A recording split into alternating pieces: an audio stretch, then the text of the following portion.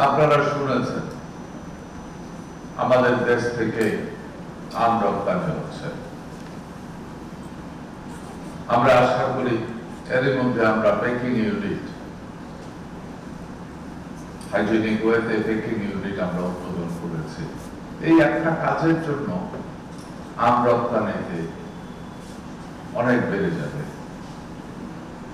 আমরা কাঁঠাল রপ্তানি করতে চাচ্ছি, কিন্তু কাঁঠাল যখন কেউ কিনতে যাবে,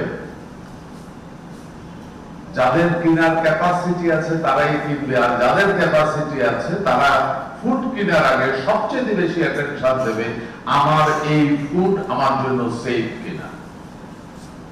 ভেরি ইম্পর্টেন্ট। আমরা বাংলাদেশ থেকে আমি বিশ্বাস করি মাংস রপ্তানি করা সম্ভব।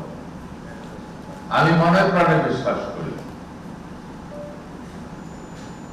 এবং আপনাদের সহযোগিতা চাই, দোয়া চাই।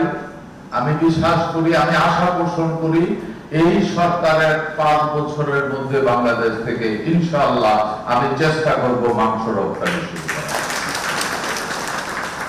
আমাদের অনেক ভালো মাংস আছে যা পৃথিবীর কারো কাছে নেই।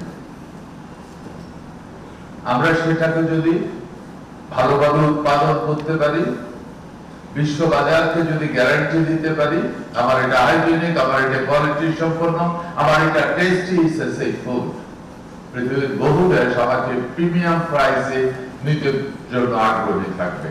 কারণ ওই মাংস পৃথিবীর আর কারো কাছে নাই, শুধু আমার কাছেই আছে। আমরা এটাকে কাজে লাগাতে হবে।